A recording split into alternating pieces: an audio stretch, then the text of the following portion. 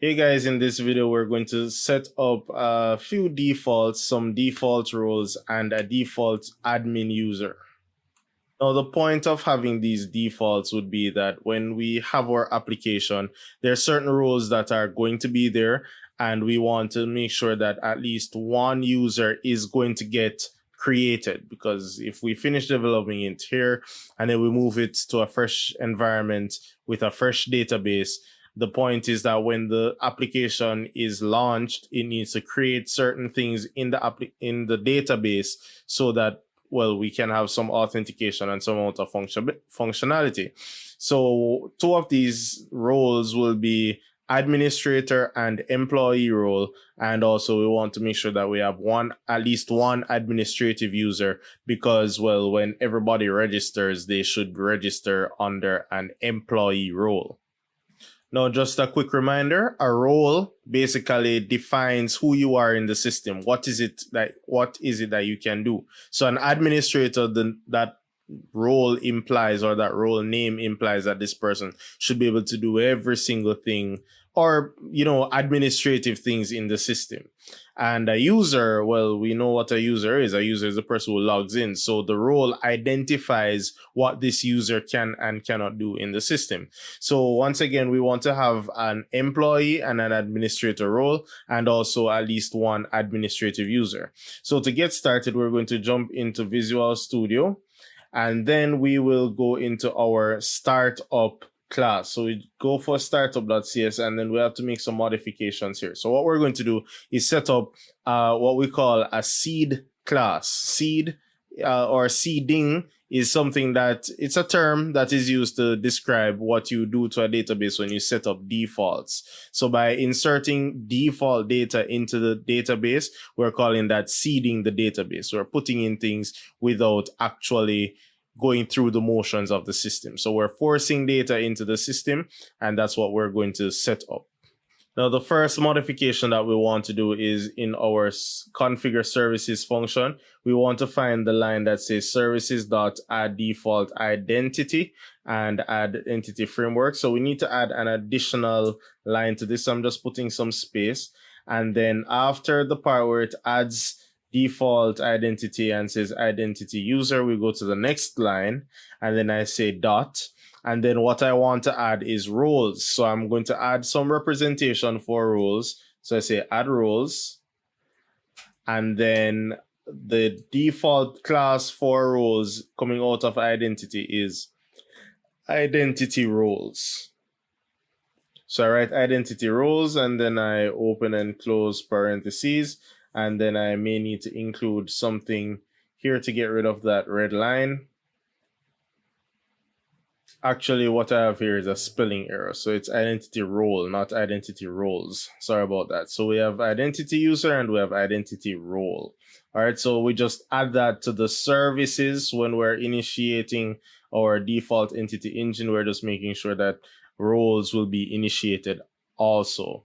So having done that, we're going to go over to our configure function, and I'm just going to break these lines because now I'm going to be adding other lines to this parameter list. And what I'm adding, the first one, I just go to after env, I put comma, and then I'm going to add user manager. And then I'm going to open my angle brackets, and in this I'm passing in the identity class used for users, and which by default I'm using identity user, so I'm going to reuse identity user here.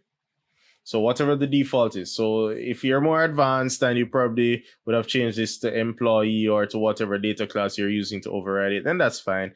But whatever the class is that you're going by, let's just reuse that class. So I'm using identity user, and I'm going to call this user manager. And then I use a comma. And then the next line is going to be role manager. Open angle bracket, and then I'm passing in identity role. So I just copy and paste that. And then this is going to be role manager. All right. So then we have these two new parameters inside of our configure function. Now what we need to do, having completed all of this, is set up a I'm going to set up a static class or class that is going to be called inside of our configure function. So we could set up the functionality here, but it's good practice to keep this code as clean as possible. So any hefty lift or any additional coding that's not necessarily just an initialization, you should probably put somewhere else and then just call it in this function or in this whole startup.cs file. So I'm just going to go ahead and go over to my project in Solution Explorer, right click my project, and I'm going to add a class and I'm going to call it seed data. So I create that class, seed data. All right, so now that we have our class, the first thing I'm going to do to this class is make it static. So in C#, when we make a class static, it means that we can call the elements in the class, whether the properties or the functions, without having to initialize an object of this class. So I'm going to display that in a few what exactly I mean, but let's just make it static. And then I'm going to have a public static. So once the class is static, then everything else inside there needs to be static. So if you have a function, it has to be static. If you have a property, it has to be static. But I'm calling this function seed. And then inside the parameters for this, I'm taking basically the same two parameters that I just set up in startup. So I'm just going to go back and copy them. So I have the user manager and the role manager. I'll just copy them as the parameters inside of the seed function. And then I'm going to open and close brace. And then, of course, I have to go ahead and include any missing namespaces. So let me just do Control dot and bring over all the missing namespaces. And there we go. All right, so then that's, well, one function. But then I have two other functions. So I'm going to have one that says seed users and one that says seed roles. So I'm really just going to copy this line because I'm not going to type it out from scratch, but I'll explain what exactly the changes are. So this one is going to be called seed users. And this one is only going to take the parameter for the user manager. So I'm just removing that role manager from the original one. And then we open and close brace. And then I can just repeat that step below, but this one is called seed roles. And then this one does not have the user manager, but this one has the role manager. So at the end of this exercise, you should have one function called seed, which has both user manager and role manager parameters. One called seed users, which only takes the user manager parameter, and one called seed roles that only takes the roles parameter. All right. Now, let's start off with the setup of our roles.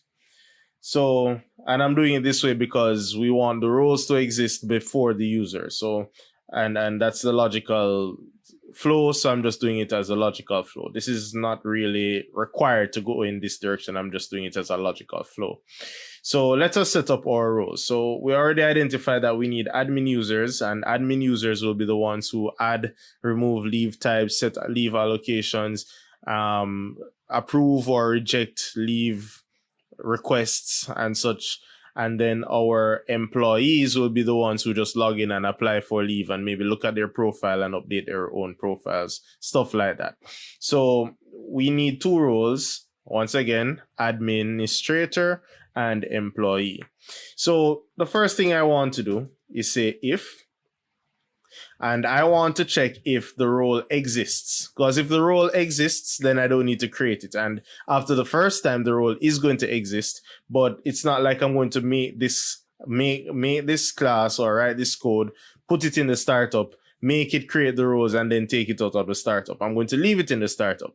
And that means if I run it 20 times, I don't want this role to get created 20 times. So what I'm going to say is, if the role does not exist, then create it. All right, so every time it runs, it's just going to say, oh, does the role exist? Okay, I don't care then. If it doesn't, meaning maybe it's a fresh database, a fresh system, and there's nothing in the database initially, then it's going to go ahead and create it. So that's the power of seeding. And when you write your code properly, you can, go bypass a lot of redundancies and missteps. So we're going to write this properly and say if not role manager, and notice role manager here is the object that we're passing in the parameter, role manager dot, and then we're going to use a function from role manager. So we see we have a number of functions, but the one I'm interested in for this operation is role exists.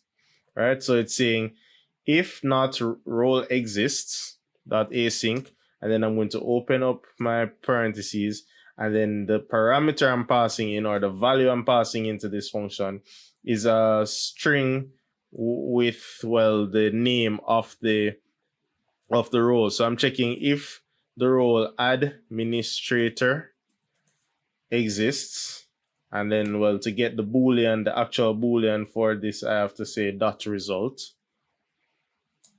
All right, so all of this is going to return a boolean. So it's saying, does it exist, yes or no? But then I'm forcing not, I'm only checking if not. So if it doesn't exist, then the action I intend to take is to create a new role. So I'm going to say var role is equal to new, and say identity role. So just like how when we're creating a user, we have identity user. When we're creating a role, we have identity role. And then I'm going to initialize this new object by passing in a name. And the name is going to be equal to the role that I'm interested in creating, which is administrator. So name is equal to administrator. And then use a semicolon. So I'm checking if it doesn't exist, then I want to create a new role object called administrator. Remove that semicolon. So I'm creating a new role called administrator. That's just the object. Now I need to actually action the creation. So to action the creation, I'm going to say role manager dot create async, and then I'm passing in role. And that does it. So basically, it's saying if the role administrator does not exist, then create the role. And then I'm going to do the same thing. So I'm just going to copy this block, and I'm going to do the same thing for the employee role. So I already do the check if it exists. I'm just changing this time from administrator to employee. And I'm going to make sure that I create a role called employee, and we take care of it just like that.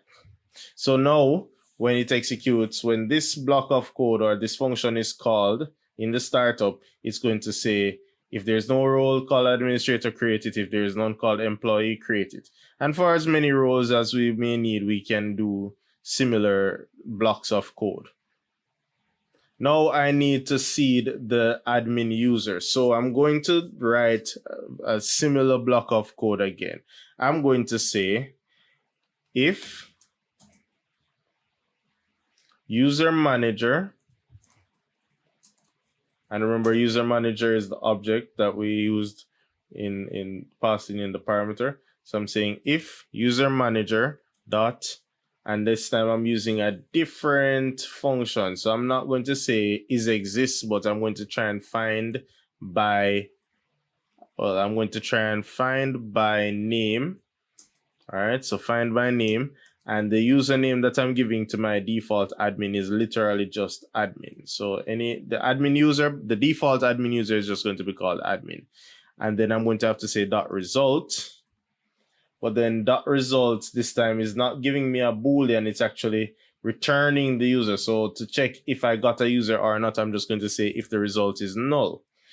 So the first one was returning a boolean. This time I'm getting an object, so I'm just saying, did I get a full object or did I get a null object? So if I got a null object, that means that name does not exist, or no user with that name exists. So I'm going to say var user is equal to new, and we're creating a user, so I'm using identity user, and then open up my curly braces, and then I'm initializing the username. Oh, I still spelled identity wrongly. All right, so let me try that again. So If I control space, now I get my IntelliSense. So I can say username is equal to, and I'm setting the username to admin.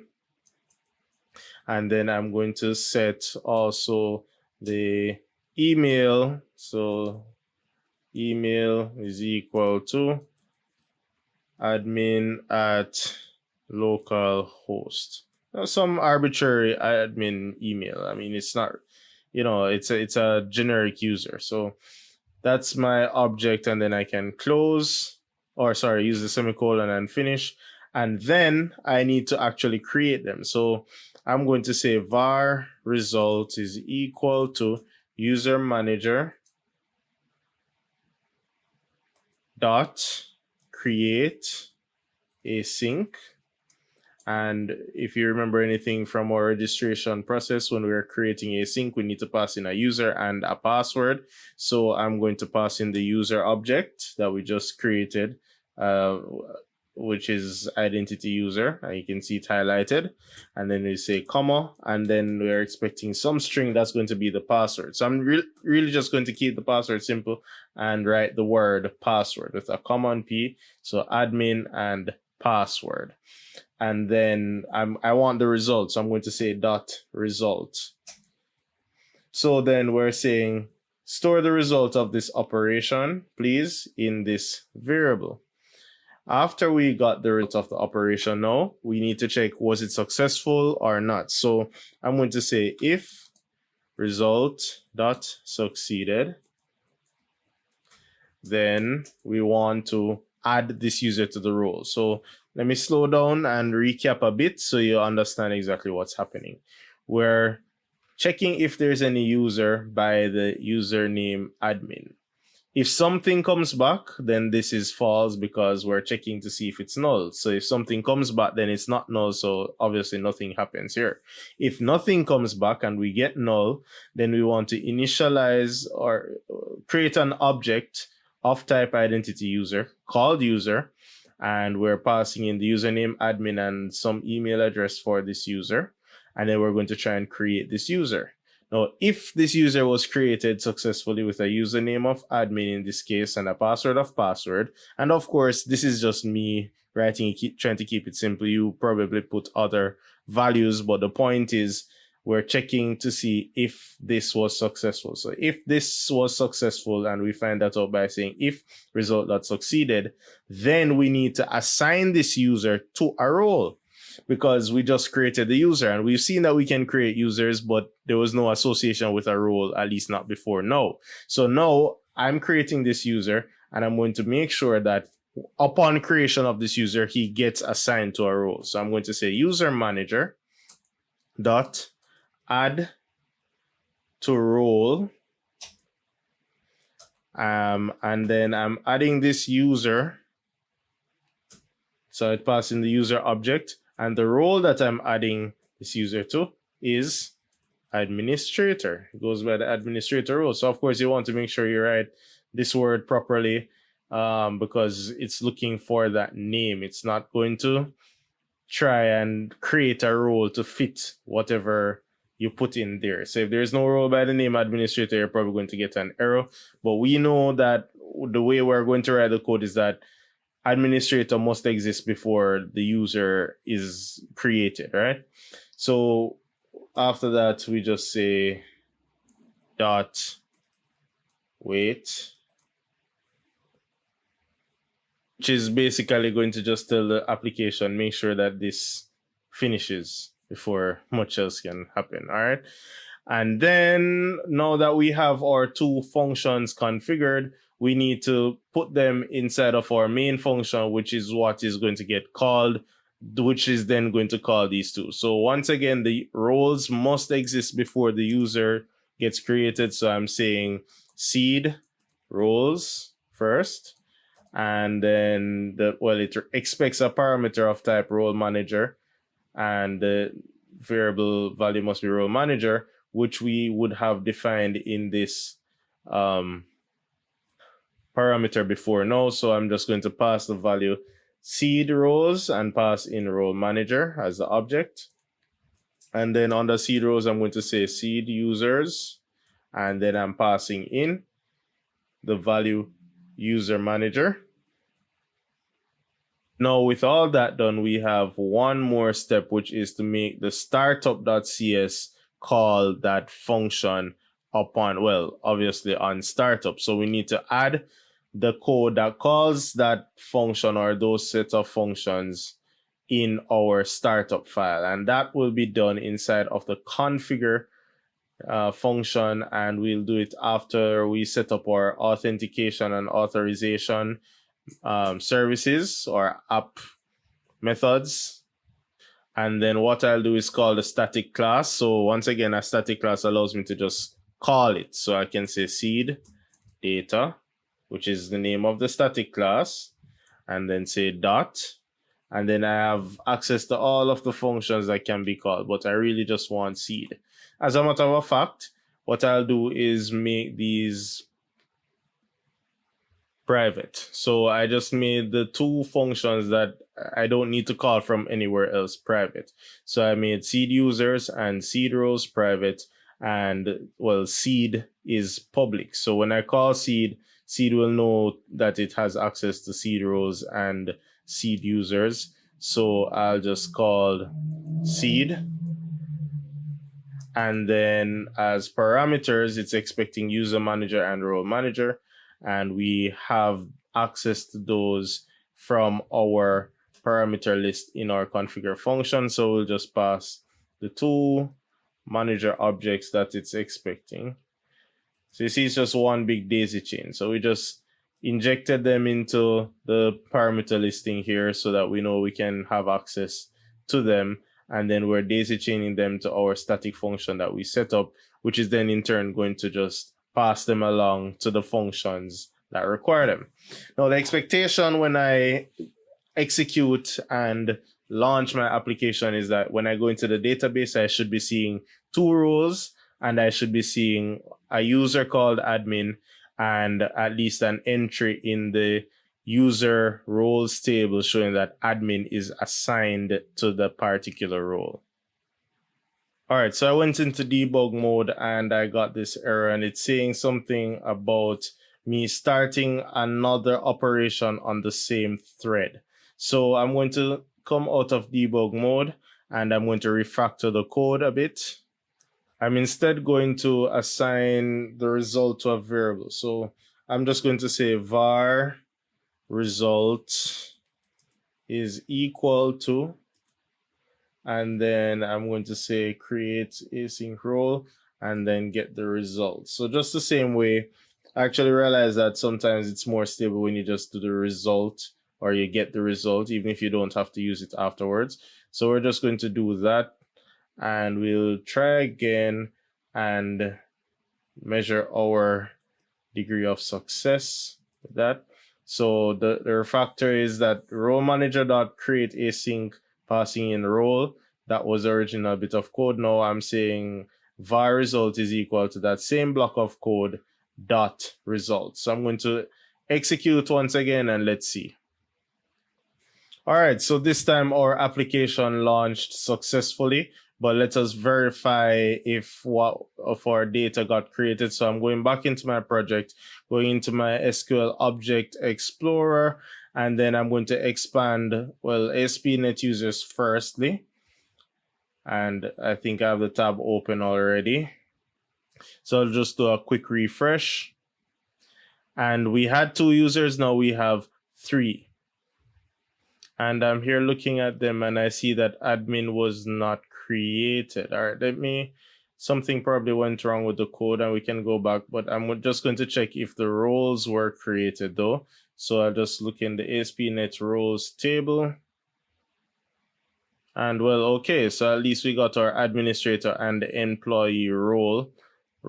So, well, if the user was not created, then I'm sure the user and role association was not created. So I won't bother to go in there, but I'll come out of debug mode and we can recheck our seed data configuration. All right, guys, so I put a breakpoint inside of the seed users function, and then I executed the application again, and then did a step through. So using fn level, I stepped through each line of code and I see the error of my ways. The problem is with the password. So the result, if I hover over result, then it's going to tell me that object is telling me that it failed because the password requires non-alphanumeric. So I was trying to cop out an easy way to put in a simple password, but it is enforcing the rule that it requires a complex password. So I'm just going to put in a complex password and then we should have no problem after that. So I'm just going to retype this password using p@ssword1. And then I'm going to once again execute, and then we should be seeing our admin user and the assignment to the administrator role. All right, so it was loaded error-free, and then let's look back in our database tables. So I expect to see the user. So I'll just click the tab open. So when I refresh, I should have 4 users. Here we go, and we have an admin user newly created. And then if I look in the ASP.NET user roles, remember that this is the table that says which role which user has. It's going to have a reference to the ID for the role and a reference to the ID for the user. All right, so this is what the role ID looks like, and this is what the user ID looks like. As you can see, they're both very complex looking strings, but those are the IDs. So essentially, if I want to make any of the existing users belong to a particular role, then I will need to find that user's ID. So I would have to go back to ASP.NET users. And let's say I wanted to make the user t@s.b. I want this user to be in the role of employee. So I'd have to take the employee ID, and I'll just do it, employee role ID, and put it in the role ID column. And then I have to go and get this user and put them in there and get their ID and put it inside of the user ID column. And then I can move down. So once you move down, it commits the change to the database. That's how you can manually insert records in the database. So I'm going to do that. I'm going to make everybody else the employee. So we already set up admin as an administrator. I just set this first one as an employee. So I'm just going to go ahead and change these. Now, the reason I'm doing this manually is that they existed before the role existed. All right. So the mere fact that they existed before the role existed means that there's no way I can really go back and say, that they are which role. So I'm doing it manually because there's no other way for me to associate them, at least not yet. We'd have to build out a dashboard that allows us to associate the user with the role that we want. So I'm doing it manually, which clearly is not feasible because we're setting up a system where people should be able to come and register, and the registration should be unique to employees. So the assumption, or a safe assumption, I'll come out of debug mode, and I just made sure that everybody who was in the system is now an employee role, and that we have the admin role. So once again, the next time the system runs, it won't recreate the admin user, it won't recreate the roles because they're already there and we put in our checks. Now, I was in the process of saying that it's not practical to have people register and then go back into the database and try and assign them to a role. So I'm going to modify our registration code. So I'm going back into areas and back into our account pages and finding our register code, that code behind. And I'm going to modify this registration process where it creates the user. So we just did this. It built a user object, and then it created the user, and then it said, if the creation was successful, then do something. But that's exactly what we just did in our seed data. We did build an object for our user. We created the user, and then we went on to say, if it was successful, then we wanted to add to the role. So we can take this block of code here and put it in our registration logic. So I'm going to say, if the creation step was successful, Then I want to add to role, and then I have to change the object type because we are dependency injecting, or we have the dependency or an object that represents the user manager rather. So I'm going to use that user manager object, and it has the same function, add to role. It's going to take the same user because we're consistent with our naming, right? So when you're consistent with your naming across your application, you can use the same names in multiple places and move the code around with ease. So I'm going to assign this user to the role, not administrator, but employee. So whenever somebody registers, we'll assign them to the role of employee, and then we can move along with whatever else happens. So then they can get signed in. And once again, moving forward, when people register, you assume that they're in a particular role. And think of any other system. When you register for YouTube, the YouTube would never make the mistake of giving a regular user an admin role by accident or anything like that. They know that when you register through this form, you're going to be a regular user. So we know in our application, when you register through our form, you're going to be an employee. We are seeding an admin, and then we can set up a mechanism to add more admins maybe as we see fit. But for now, we have one admin user, and we have the potential to have as many employees in the system as we may need. And with that done, we're basically done setting up default roles and default users. And we also put in code so that the non-default users, ad hoc users or users who may register at any point will always get a default role of employee. So next, we're all going to set up some authorizations to say that if you're an admin, then your menu may look like this. And if you're an employee, then your menu may look like that.